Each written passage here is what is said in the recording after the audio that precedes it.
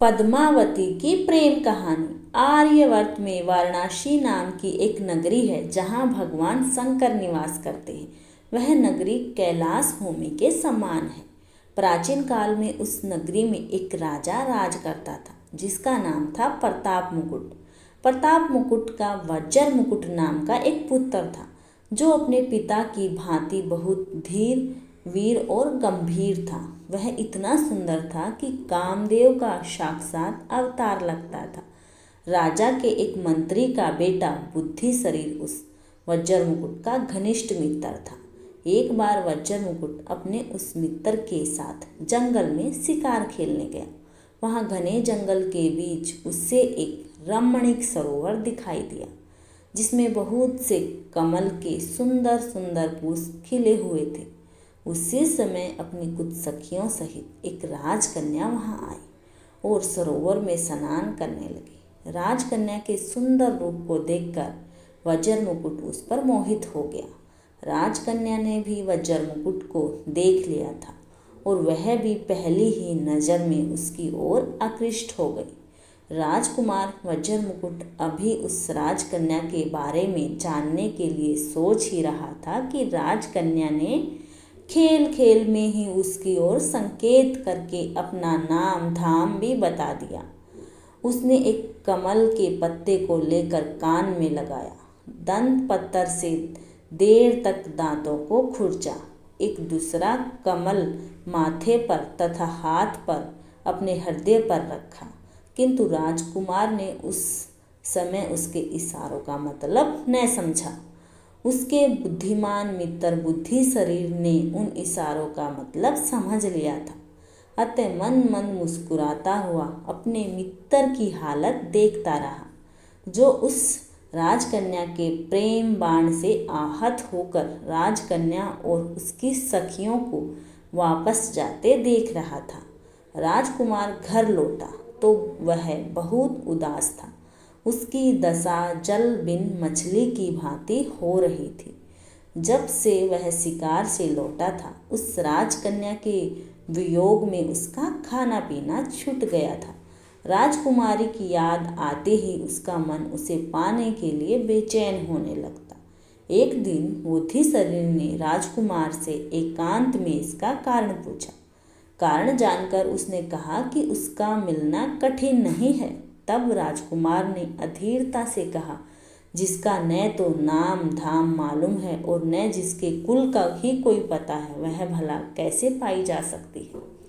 फिर तुम व्यर्थ ही मुझे भरोसा क्यों दिलाते हो। इस पर मंत्री पुत्र बुद्धि शरीर बोला, मित्र, उसने तुम्हें इशारों से जो कुछ बताया था, क्या उन्हें तुमने नहीं देखा। सुनो, उसने कानों पर कमल रखकर बताया कि वह राजा कोणपल के राज्य में रहती है।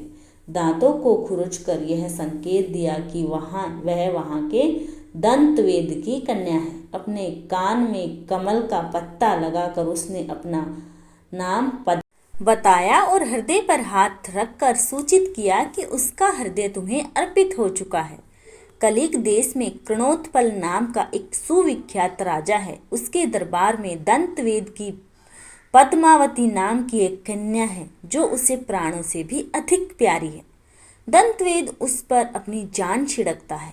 मंत्री पुत्र ने आगे बताया कि मित्र, ये सारी बातें मैंने लोगों के मुख से सुन रखी थी, इसलिए मैंने उसके उन इशारों को समझ लिया जिससे उसने अपने देश आदि की सूचना दी थी। मंत्री पुत्र के ऐसा कहने पर राजकुमार को बेहद संतोष हुआ।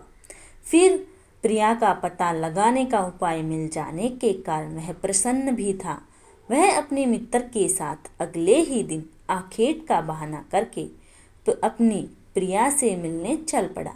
आधी रात में अपने घोड़ों को वायु वेग से दौड़ाकर उसने अपने सैनिकों को पीछे छोड़ दिया और केवल मंत्री पुत्र के साथ कलिंग की ओर बढ़ चला। राजा कृणोत्पल के राज्य में पहुंचकर उसने दंतवेद की खोज की और उसका घर देख लिया।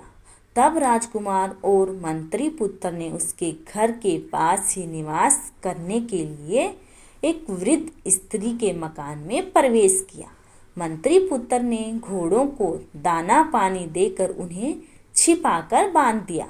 फिर राजकुमार के सामने ही उसने वृद्धा से कहा, हे माता, क्या आप संग्रामवर्धन नाम के किसी दंतवेद को जानती हैं? यह सुनकर उस वृद्धा स्त्री ने आश्चर्यपूर्वक कहा, हाँ, मैं जानती हूँ। मैं उनकी धाई हूँ, लेकिन अधिक उम्र हो जाने के कारण अब उन्होंने मुझे अपनी बेटी पद्मावती की सेवा में लगा दिया है, किंतु वस्त्रों से हीन होने के कारण मैं सदा उसके पास नहीं जाती। मेरा बेटा नालायक और जुआरी है। मेरे वस्त्र देखते ही वह उन्हें उठा ले जाता है। बुढ़िया के ऐसा कहने पर प्रसन्न होकर मंत्री पुत्र ने अपने उत्तरीय आधी वस्त्र उसे देकर संतुष्ट किया। फिर वह बोला, तुम हमारी माता के समान हो, पुत्र समझकर हमारा एक गुप्त कार्य कर दो तो हम आपके बहुत आभारी रहेंगे। तुम इस दंतवेद की कन्या पद्मावती से जाकर कहो कि जिस राजकुमार को उसने सरोवर के किनारे देखा था वह यहाँ आया हुआ है। प्रेमवश उसने यह संदेश देने के लिए तुम्हें वहाँ भेजा है। उपहार मिलने की आशा में वह बुढ़िया तुरंत ऐसा करने को तैयार हो गई। वह पद्मावती के पास पहुंची और वह संदेश पद्मावती को देकर शीघ्रता से लौट आई। पूछने पर उसने राजकुमार और मंत्री पुत्र को बताया, मैंने जाकर तुम लोगों के आने की बात गुप्त रूप से उससे कही। सुनकर उसने मुझे बहुत बुरा भला कहा और कपूर लगे अपने दोनों हाथों से मेरे दोनों गालों पर कई थप्पड़ मारे। मैं इस अपमान को सहन न कर सकी और दुखी होकर रोती हुई वहाँ से लौट आई। बेटे, स्वयं अपनी आँखों से देख लो, मैंने दोनों गालों पर अभी उसके द्वारा मारे गए थप्पड़ों के निशान मौजूद हैं। बुढ़िया द्वारा बताए जाने पर राजकुमार उदास हो गया, किंतु महाबुद्धिमान मंत्री पुत्र ने उससे एकांत में कहा, तुम दुखी मत हो मित्र। पद्मावती ने बुढ़िया को फटकार कर कपूर से उजली अपनी 10 उंगलियों की छाप द्वारा तुम्हें ये बताने की कोशिश की है कि तुम शुक्ल पक्ष की 10 चांदनी रातों तक प्रतीक्षा करो। ये रातें मिलन के लिए उपयुक्त नहीं हैं। फिर मंत्री पुत्र राजकुमार और पद्मावती की प्रेम कहानी को सफल बनाने के लिए बाजार में गया और अपने पास का थोड़ा सा सोना बेच आया। उससे मिले धन से उसने बुढ़िया से उत्तम भोजन तैयार करवाया और उस वृद्धा के साथ ही भोजन किया। इस तरह 10 दिन बिताकर मंत्री पुत्र ने उस बुढ़िया को फिर पद्मावती के पास भेज दिया। बुढ़िया उत्तम भोजन के लोभ में यह कार्य करने के लिए तैयार हो गई। बुढ़िया ने लौटकर उन्हें बताया, आज मैं यहाँ से जाकर चुपचाप उसके पास खड़ी रही, तब उसने स्वयं ही तुम्हारी बात कहने के लिए कहा। मेरे अपराध का उल्लेख करते हुए मेरे हृदय पर महावार वर लगी अपनी 3 उंगलियों से घात किया। इसके बाद मैं उसके पास से यहाँ चली आई। 3 रात बीत जाने के बाद मंत्री पुत्र ने अकेले में राजकुमार से कहा, तुम कोई शंका मत करो मित्र। पद्मावती ने महावार लगी 3 उंगलियों की छाप छोड़कर यह सूचित किया है कि वह अभी 3 दिन तक राजमहल में रहेगी। यह सुनकर मंत्री पुत्र ने फिर से बुढ़िया को पद्मावती के पास भेजा। उस दिन जब बुढ़िया पद्मावती के पास पहुंची तो उसने बुढ़िया का उचित स्वागत सत्कार किया और उससे स्वादिष्ट भोजन भी कराया। पूरा दिन वह बुढ़िया के साथ हंसती मुस्कुराती बातें करती रही।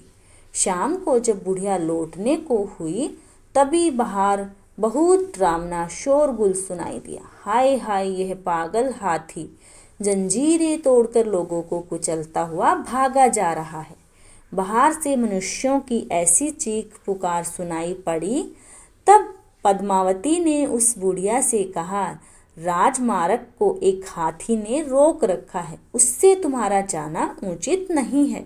मैं तुम्हें रस्सियों से बंधी एक पीढ़ी पर बैठाकर उस बड़ी खिड़की के रास्ते नीचे बगीचे में उतरवा देती हूँ।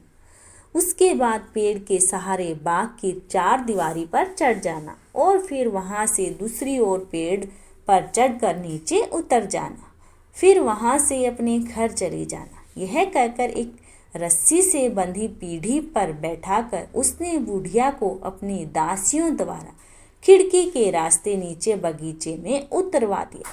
बुढ़िया पद्मावती द्वारा बताए हुए उपाय से घर लौट आई और सारी बातें ज्यों की त्यों राजकुमार और मंत्री पुत्र को बता दी। तब उस मंत्री पुत्र ने राजकुमार से कहा, मित्र, तुम्हारा मनोरथ पूरा हुआ। उसने युक्तिपूर्वक तुम्हें रास्ता भी बता दिया, इसलिए आज ही शाम को तुम वहां जाओ और इसी मार्ग से अपनी उस प्रिया के भवन में प्रवेश करो। राजकुमार ने वैसा ही किया। बुढ़िया के बताए हुए तरीके द्वारा वह चारदीवारी पर चढ़कर पद्मावती के बगीचे में पहुंच गया। वहां उसने रस्सियों से बंधी हुई पीढ़ी को लटकते देखा, जिसके ऊपरी छज्जे पर राजकुमार की राह देखती हुई कई दासियां खड़ी थी। जो ही राजकुमार पीढ़ी पर बैठा, दासियों ने रस्सी ऊपर खींच ली और वह खिड़की की राह से अपनी प्रिया के पास जा पहुंचा। मंत्री पुत्र ने जब अपनी मित्र को निर्विघ्न खिड़की में प्रवेश करते देखा तो वह संतुष्ट होकर वहां से लौट गया। अंदर पहुंचकर राजकुमार ने अपनी प्रिया को देखा। पद्मावती का मुख पूर्ण चंद्र के समान था, जिससे शोभा की किरणें छिटक रही थी। पद्मावती भी उत्कंठा से भरी राजकुमार के अंग लग गई और अनेक प्रकार से उसका सम्मान करने लगी। अंतर राजकुमार ने गांधर्व विधि से पद्मावती के साथ विवाह रचा लिया और कई दिन तक गुप्त रूप से उसी के आवास में छिपा रहा। कई दिनों तक वहां रहने के बाद एक रात को उसने अपनी प्रिया से कहा, मेरे साथ मेरा मित्र बुद्धि शरीर भी यहाँ आया है। वह यहाँ अकेला ही तुम्हारी धाये के घर पर रहता है। मैं अभी जाता हूँ, उसकी कुशलता का पता करके उसे समझा बुझा कर पुनः तुम्हारे पास आ जाऊंगा। यह सुनकर पद्मावती ने राजकुमार से कहा, आर्य पुत्र, यह तो बता लिए कि मैंने जो इशारे किए थे उन्हें तुमने समझा था या बुद्धि शरीर ने? मैं तो तुम्हारे इशारे बिल्कुल भी नहीं समझा था। राजकुमारी से बताया, उन इशारों को मेरे मित्र बुद्धि शरीर ने ही समझकर मुझे बताया था। यह सुनकर और कुछ सोचकर पद्मावती ने राजकुमार से कहा, यह बात इतने विलंब से कहकर आपने बहुत अनुचित कार्य किया है। आपका मित्र होने के कारण वह मेरा भाई है। पान पत्तों से मुझे पहले उसका ही स्वागत सत्कार करना चाहिए था। ऐसा कहकर उसने राजकुमार को जाने की अनुमति दे दी। तब रात के समय राजकुमार जिस रास्ते से आया था उसी से अपने मित्र के पास गया। पद्मावती से उसके इशारे समझाने के बारे में राजकुमार को जो बातें हुई थी, बातों बातों में वह सब भी उसने मंत्री पुत्र को कह सुनाई। मंत्री पुत्र ने अपने संबंध में कही हुई इस बात को उचित न समझकर इसका समर्थन नहीं किया। इसी बीच रात बीत गई। सवेरे संध्या वंदन आदि से निवृत्त होकर दोनों बातें कर रहे थे। तभी पद्मावती की एक सखी हाथ में पान और पकवान लेकर वहां आई। उसने मंत्री पुत्र का कुशल मंगल पूछा और लाई हुई चीजें उसे दे दी। बातों बातों में उसने राजकुमार से कहा कि उसकी स्वामिनी भोजन आदि के लिए उसकी प्रतीक्षा कर रही है। पल भर बाद वह गुप्त रूप से वहां से चली गई। तब मंत्री पुत्र ने राजकुमार से कहा, मित्र, अब देखिए, मैं आपको एक तमाशा दिखाता हूँ। यह कहकर उसने एक कुत्ते के सामने वह भोजन डाल दिया। कुत्ता वह पकवान खाते ही तड़फ तड़फ कर मर गया। यह देखकर आश्चर्यचकित हुए राजकुमार ने मंत्री पुत्र से पूछा, मित्र, यह कैसा कौतुक है?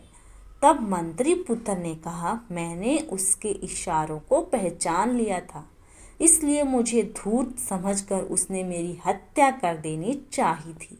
इसी से तुम में बहुत अनुराग होने के कारण उसने मेरे लिए विष मिश्रित पकवान भेजे थे।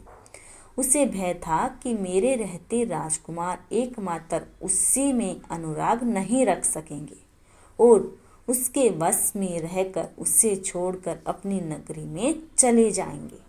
इसलिए उस पर क्रोध न करो, बल्कि उससे अपने माता पिता के त्याग के लिए प्रेरित करो और सोच विचार उसके हरण के लिए मैं जो तुम्हें युक्ति बतलाता हूँ उसके अनुसार आचरण करो। मंत्री पुत्र के ऐसा कहने पर राजकुमार यह कहकर उसकी प्रशंसा करने लगा कि सचमुच तुम बुद्धिमान हो। इसी बीच अचानक बाहर से दुख से विकल लोगों का शोरगुल सुनाई पड़ा, जो कह रहे थे, हाय हाय, राजा का छोटा बच्चा मर गया। यह सुनकर मंत्री पुत्र प्रसन्न हुआ। उसने राजकुमार से कहा, आज रात को तुम पद्मावती के घर जाओ, वहाँ तुम उसे इतनी मदिरा पिलाओ कि वह बेहोश हो जाए और वह किसी मृतक के समान जान पड़े। जब वह बेहोश हो तो उस हालत में तुम एक त्रिशूल गर्म करके उसकी जंघा पर दाग देना और उसके गहनों की गठरी बांधकर रस्सी के सहारे खिड़की के रास्ते से यहाँ चले आना। उसके बाद मैं सोच विचार कर कोई ऐसा उपाय करूँगा जो हमारे लिए कल्याणकारी हो। राजकुमार ने वैसा ही किया। उसने पद्मावती को जी भरकर मदिरा पिलाई और जब वह बेहोश हो गई तो उसकी जांघ पर त्रिशूल से एक बड़ा सा दाग बना दिया और उसके गहनों की गठरी बनाकर अपने साथ ले आया। सवेरे शमशान में जाकर मंत्री पुत्र ने तपस्वी का रूप धारण किया और राजकुमार को अपना शिष्य बनाकर उससे कहा, अब तुम इन आभूषणों में से मोतियों का हार लेकर बाजार में बेचने के लिए जाओ, लेकिन इसका दाम इतना अधिक बताना कि इसे कोई खरीद न सके। साथ ही यह भी प्रयत्न करो कि इससे लेकर घूमते हुए तुम्हें अधिक से अधिक लोग देखें। अगर नगर रक्षक तुम्हें पकड़ें तो बिना घबराए हुए तुम कहना कि मेरे गुरु ने इसे बेचने के लिए मुझे दिया है। तब राजकुमार बाजार में गया और वहां उस हार को लेकर घूमता रहा। उधर दंतवेद की बेटी के गहनों की चोरी की खबर पाकर नगर रक्षक उसका पता लगाने के लिए घूमते फिर रहे थे और राजकुमार को हार के साथ देखकर उन लोगों ने उसे पकड़ लिया। नगर रक्षक राजकुमार को नगरपाल के पास ले गए। उसने तपस्वी के वेश में राजकुमार को देखकर आदर सहित पूछा, भगवान, मोतियों का यह हार आपको कहाँ से मिला? पिछले दिनों दंतवेद की कन्या के आभूषण चोरी हो गए थे, जिनमें इस हार का भी जिक्र था। इस पर तपस्वी शिष्य बना राजकुमार बोला, इसे मेरे गुरु ने बेचने के लिए मुझे दिया है, आप उन्हीं से पूछ लीजिए। तब नगरपाल वहां आया तो तपस्वी रूपी मंत्री पुत्र ने कहा, मैं तो तपस्वी हूँ, सदा जंगलों में यहाँ वहाँ घूमता रहता हूँ। संयोग से मैं पिछली रात इस शमशान में आकर टिक गया था। यहाँ मैंने इधर उधर से आई हुई योगिनियों को देखा। उनमें से एक योगिनी राजपुत्र को ले आई और उसने उसका हृदय निकालकर भैरव को अर्पित कर दिया। मदिरा पीकर वह मायाविनी मतवाली हो गई और मुझे मुंह चिढ़ाकर मेरी उस रुद्राक्ष माला को लेने दौड़ी, जिसके मनकों के साथ मैं तप कर रहा था। जब उसने मुझे बहुत तंग किया तो मुझे उस पर क्रोध आ गया। मैंने मंत्र बल से अग्नि जलाई और उसमें त्रिशूल तपाकर उसकी जंघा पर दाग दिया। उसी समय मैंने उसके गले से यह मोतियों का हार खींच लिया था। अब मैं ठहरा तपस्वी, यह हार मेरे किस काम का? इसलिए मैंने अपने शिष्य को इसे बेचने के लिए भेज दिया था। यह सुनकर नगरपाल राजा के पास पहुंचा और उसने राजा से सारा वृत्तांत कह सुनाया। राजा ने बात सुनकर उस मोतियों के हार को पहचान लिया।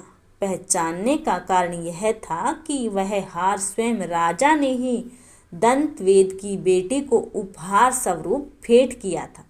तब राजा ने अपनी एक विश्वास पात्र वृद्धा दासी को यह जांच करने के लिए दंतवेद के यहाँ भेजा कि पद्मावती के शरीर का परीक्षण कर यह पता करें कि उसकी जंघा पर त्रिशूल का चिन्ह है या नहीं। वृद्धा दासी ने जांच करके राजा को बताया कि उसने पद्मावती की जंघा पर वैसा ही एक दाग देखा है।